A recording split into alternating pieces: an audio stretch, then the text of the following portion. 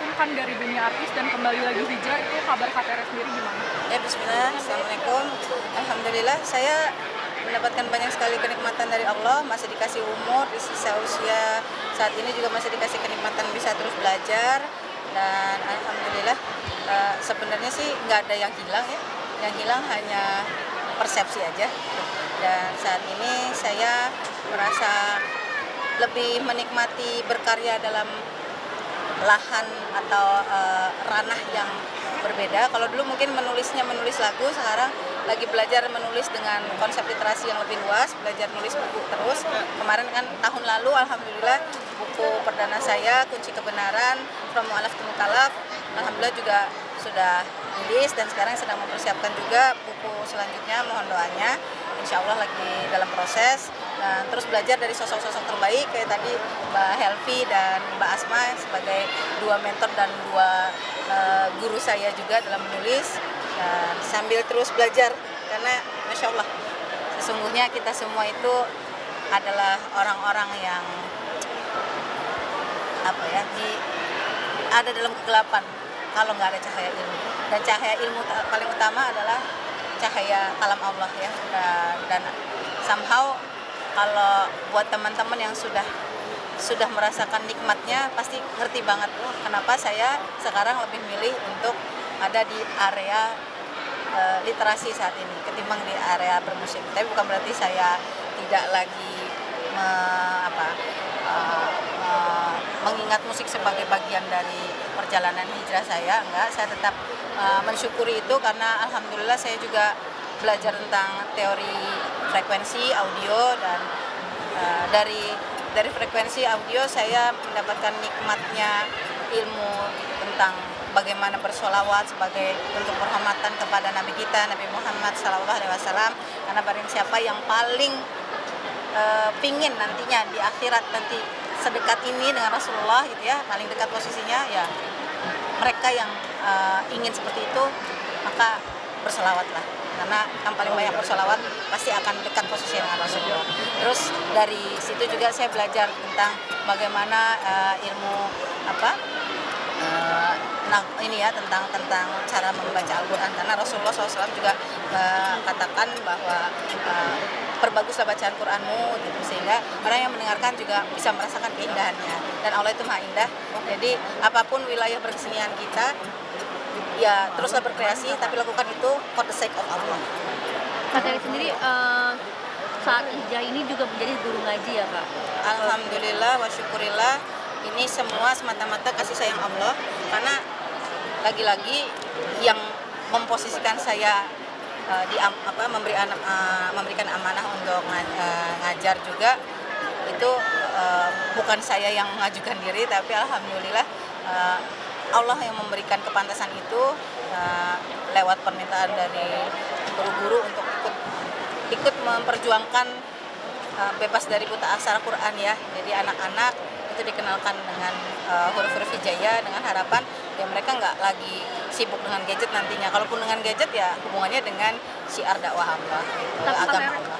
Kak Tere sendiri ada kepikiran nggak sih Kak buat memakai cadar juga seperti ini? Kalau cadar itu kan ada hukumnya ya. Jadi semua yang mau kita lakukan, kita pikirkan, kita suka, kita nggak suka, itu semua harus ada basisnya ya. Dan alhamdulillah kan Islam itu sudah sangat amat rigid ya. Kalau hukum memakai cadar juga itu kan sifatnya bisa dicek lagi ya, tergantung dalam mazhab fikihnya ya. Kalau mazhab fikih Imam Syafi'i setahu saya itu memang sunnah yang diberatkan sebenarnya gitu. Tapi kembali lagi dengan berbagai pertimbangan dan kondisi kita secara individu apakah sudah sanggup gitu. Kalau misalnya ditanyain mau nggak, ya sih benar mau, apalagi kalau nanti sudah dikasih kesempatan, misalnya Allahu Akbar, semoga Allah jadikan saya tamu untuk bisa berhaji ya. Insya Allah kalau misalnya dapat rezeki haji, mungkin insya Allah pulangnya saya bercadar gitu. Wallahu alam. Tapi balik lagi yang saya lakukan adalah sekarang saat ini berikhtiar yang semampu saya bisa, karena agama Islam itu indahnya Islam tidak memberatkan kita. Tapi kalau mereka sudah ada yang mengambil keputusan di level-level tertentu yang tidak mungkin semua orang bisa lakukan, yaitu harus kita hormati sebagai pilihan individu yang insya Allah mendekatkan individu tersebut kepada Rabb. Kak Tere, ini kan tadi kan bilang lagi sibuk menulis buku. Nah, dan tidak melupakan yang lama gitu, menulis lagu gitu. Nah, dari Kak Tere sendiri, tapi hijrahnya benar-benar tidak ingin ada musik lagi atau masih mendengarkan musik dan pengen bikin lagu yang dari hidayah, apa maksudnya lagu-lagu yang ya kayak rohani-rohani gitu nggak sih Kak? Kayak maksudnya kayak yang Nasyid dari gitu. muslim ya. Ya, jadi bismillah. Lagi-lagi kalau saya karena sudah kepincut sama keindahan baca Al-Qur'an ya. Jadi yang buat saya saat ini sangat menyamankan hati saya itu ya dengan murotal gitu ya. Tapi saya juga menikmati kalau ada salawat dan misalnya karya-karya nasyid yang memang sekali lagi mengingatkan kita pada hidup kita yang sangat singkat ini, dan insya Allah kalau pesannya kebaikan itu masih saya bisa nikmati. Tapi kalau yang sifatnya nggak lagi berhubungan dengan kebaikan dan bahkan banyak kemudaratannya, saya memilih meninggalkan.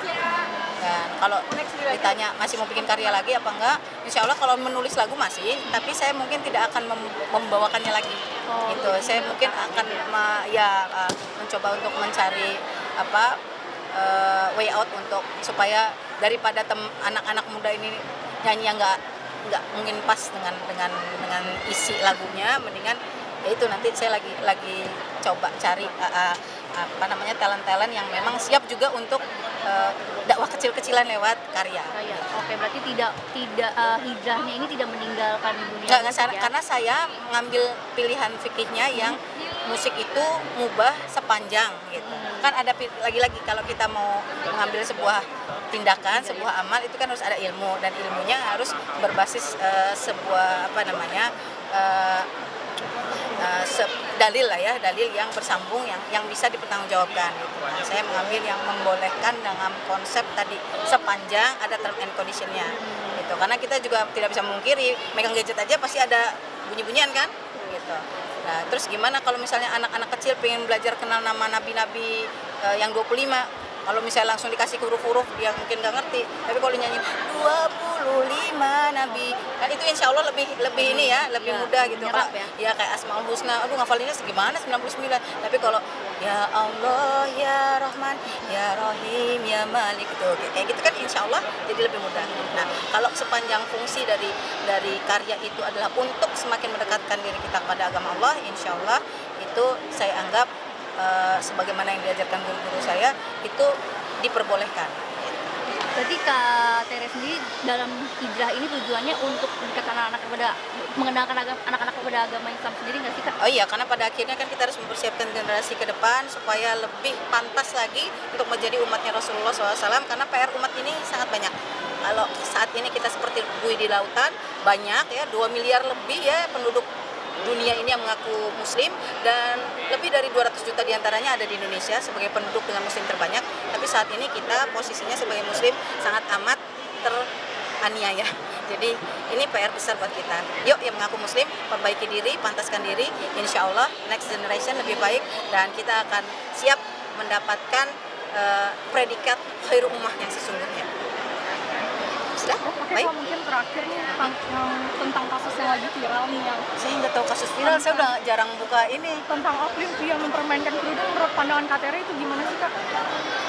Untuk seorang muslim yang Seorang muslimah mempermainkan mempermainkan hijabnya gitu Kak, Menurut membuat Kak Tere? konten-konten yang Jelas tidak- dalam Islam jangan melakukan dosa, jelas udah ada penjelasannya dalam Al-Qur'an. Kalau sampai ada orang berbuat dosa, maka ingatkan, tugas kita nahi mungkar itu lakukan dengan tangan jika bisa, artinya kita yang melakukan sendiri. Kalau nggak bisa dengan kata-kata, nggak bisa juga ya dengan doakan, itu selemah-lemahnya iman.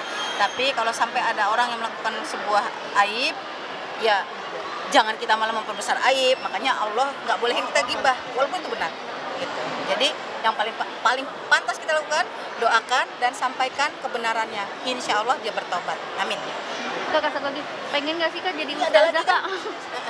Ya, barakallah. Ya.